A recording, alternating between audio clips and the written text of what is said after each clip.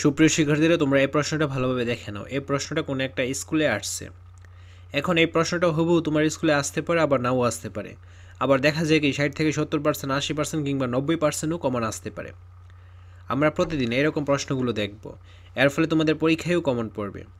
এই প্রশ্নের উত্তরগুলো তোমরা বই অথবা গাইডে পেয়ে যাবে। অঘোষ অল্প প্রাণধ্বনি কোনটি? কোনটি মহাপ্রাণধ্বনি? নিচের কোনগুলো বাক প্রত্যঙ্গ? মাগো ওরা বলে কবিতাটি কোন কাব্যগ্রন্থ থেকে নেওয়া হয়েছে? যাত্রা গল্পের লেখকের বর্ণনা কোন ভাষারীতির? চোখে মুখে বিষাদ সিন্ধু কানাকানি উদ্দীপকের শব্দ তিনটি কোন প্রক্রিয়ায় গঠিত? উক্ত প্রক্রিয়ার বৈশিষ্ট্য হল। নদী কবিতাটি কার রচনা? একটি বাক্যে প্রধান কয়টি অংশ থাকে? পণ্ডশ্রম কবিতাটি কে লিখেছেন? সাম্যবাদী কবিতায় যুগাবতার বলতে কাদের বোঝানো হয়েছে? উসমান সেদ্ধ আলু খাই কারণ? নিচের কোনটি জহির রায়হানের রচনা? 52 ফেব্রুয়ারিতে কি ঘটেছিল? ফ কোন ধরনের ধ্বনি? সমাস কাকে বলে? উপসর্গ যুক্ত করে একটি উপসর্গ সাধিত শব্দ তৈরি করো। রিমন ফুটবল খেলে বাক্য থেকে উদ্দেশ্য ও বিধেয় ভাগ করে দেখাও। ঠাকুমার ঝুলিতে অনেক মজার মজার গল্প আছে। মজার মজার কোন ধরনের শব্দ দিত? বাতাস বইছে। চিলের পিছে কারা ঘুরে মরছে? আরেক ফাগুন কার লেখা? বর্ষায় ভরা যৌবন কোন মাসে? মুক্তিযোদ্ধাগণ কাকে অভিবাদন করলেন? খ বিভাগ সংক্ষিপ্ত প্রশ্ন। মাগো ওরা বলে কবিতায় সবার কথা কেড়ে নেবে বলতে কি বোঝানো হয়েছে? মহাপ্রাণ ধ্বনি কাকে বলে? মহাপ্রাণ ধ্বনিগুলো লিখো। উপসর্গ কাকে বলে? উদাহরণ সহ বুঝিয়ে দাও। প্রত্যয় সাধিত 4টি শব্দ বিশ্লেষণ সহ লিখো। 4টি ধনাত্মক ধিত শব্দ এবং 4টি অনুকার ধিত শব্দ লিখো। নিচের বাক্যগুলোতে চিহ্নিত শব্দগুলোর মিল অমিল নির্দেশ করো। আমার জ্বালা জ্বালার মধ্যেও ধরবে না।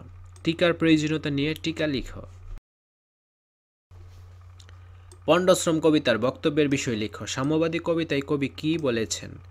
দুবুকা এইটা আর এমন কি যুগ, এর চেয়ে বড় যুগও আছে, এ কথা তাৎপর্য ব্যাখ্যা করো।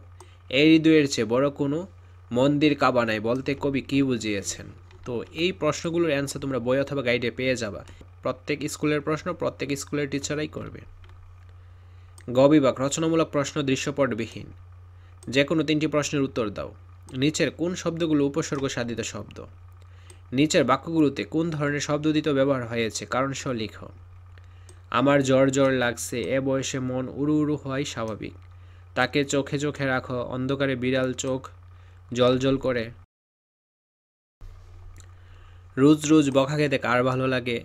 নিচের সাধু রীতির বাক্যগুলোকে প্রমিত রীতিতে লেখো। দিন গণিতে গণিতে অবশেষে যাইবার দিন আসিয়া গেল। সেই দিন তাহাদের রাঙ্গি গাইয়ের বাছুর হারাইয়াছিল। এসএসসি 2025 শেষ মুহূর্তের প্রস্তুতি কোর্সটি করে পরীক্ষার টেনশন আজই দূর করে ফেলো। এই স্পেশাল প্রোমো কোড ব্যবহার করলে পেয়ে যাবে 500 থেকে 1000 টাকা পর্যন্ত ডিসকাউন্ট। কোর্সটি সকল গ্রুপের জন্য অ্যাভেলেবল। লোভও হইতেছিল, ভয়ও হইতেছিল, দুইজন চারদিকে চাহিয়া দেখিল, ওইখানে যাইও না। ধ্বনির কল্পন মাত্রা অনুযায়ী ধ্বনিকে কয় ভাগে ভাগ করা যায়? প্রত্যেক প্রকারের সংজ্ঞাসহ উদাহরণ লিখো। নিজের শব্দগুলোকে বানান শুদ্ধ করে লিখো। আকাঙ্ক্ষা, প্রতিযোগিতা, অস্তিত্ব, শিক্ষা ব্যবস্থা, সমীচীন, পিপীলিকা, সান্ত্বনা, শ্রদ্ধাঞ্জলি, সম্বলিত, দারিদ্রতা। গ বিভাগ রচনামূলক বা দৃশ্যপট নির্ভর প্রশ্ন। যে কোনো 5টি প্রশ্নের উত্তর দিতে হবে।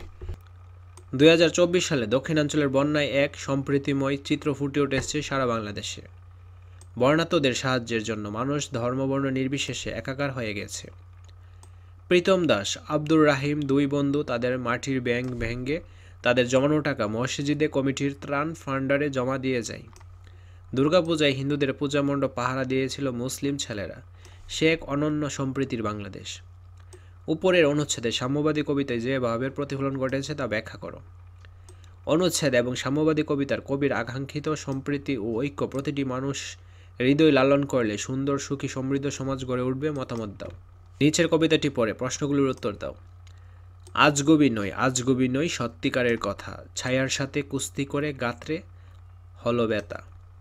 ছায়া ধরার ব্যবসা করি তাও জানো না বুঝি, রোদের ছাড়া চাঁদের ছায়া হরেক রকম পুঁজি, শিশির ভেজা সদ্য ছায়া সকালবেলার তাজা।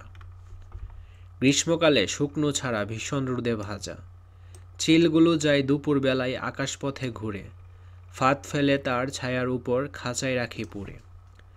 কাগের ছায়া বগের ছায়া দেখছি কত ঘেটে, হালকা মেঘের পানসে ছায়া তাও দেখছি চটে।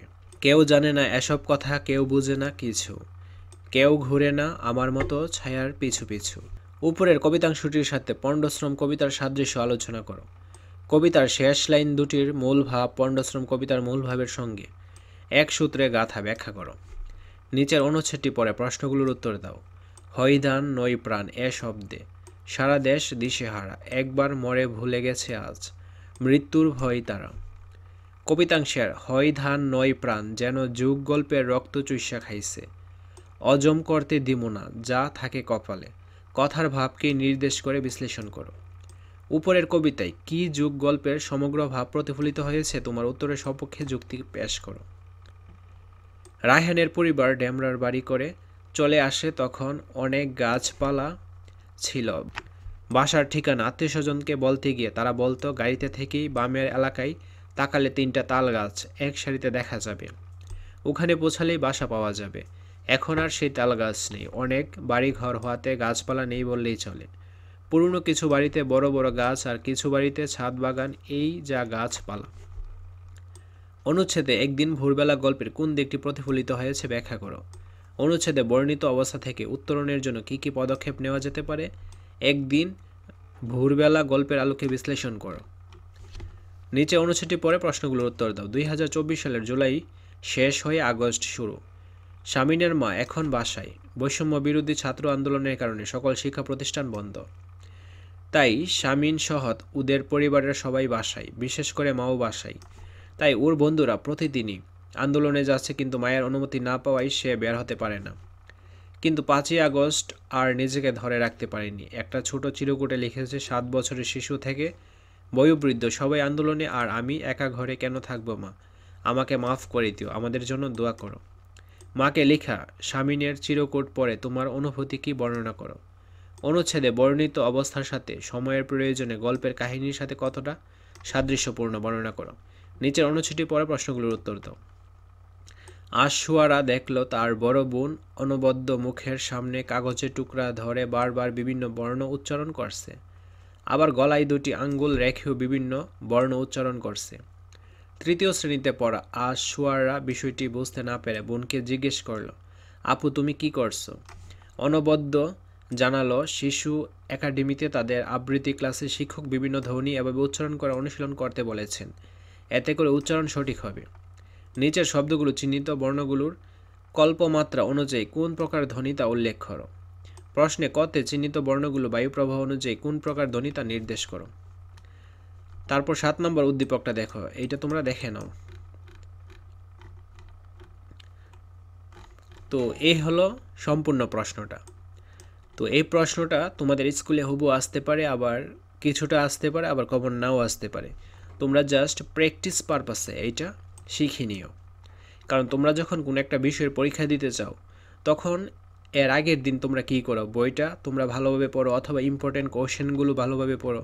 তো এইটাও তো ইম্পর্টেন্ট কোশ্চেন, কারণ এইটা কোনো একটা স্কুলে আসছে, তার মানে কি এটা ইম্পর্টেন্ট কোশ্চেন। তোমাদের পরীক্ষায় এর মধ্যে থেকে কিছু প্রশ্ন আসতে পারে, আবার নাও আসতে পারে। এটা সম্পূর্ণ ডিপেন্ড করতেছে তোমাদের কপালের বা ভাগ্যের উপর, ঠিক আছে? কারণ এইবার প্রত্যেকটা স্কুলের টিচাররাই প্রশ্ন তৈরি করবে, সব স্কুলের প্রশ্ন এক হওয়ার কথা না। যদি এক হইতো তাহলে কমন পড়তো, যেহেতু এক হইবে না তো হুবহু কমন না পাওয়ার সম্ভাবনাই বেশি। তো এক্ষেত্রে তুমি জাস্ট এটা প্র্যাকটিস পারপাসে পড়ে নাও, তাহলেই হয়ে যাবে। কপাল ভালো থাকলে কমন পড়ে যাবে। আজকের ক্লাসটি এ পর্যন্ত। পরবর্তী ক্লাসটি সবার আগে পাওয়ার জন্য অবশ্যই চ্যানেলটি সাবস্ক্রাইব করে অল নোটিফিকেশন করে রাখো। ধন্যবাদ সবাই।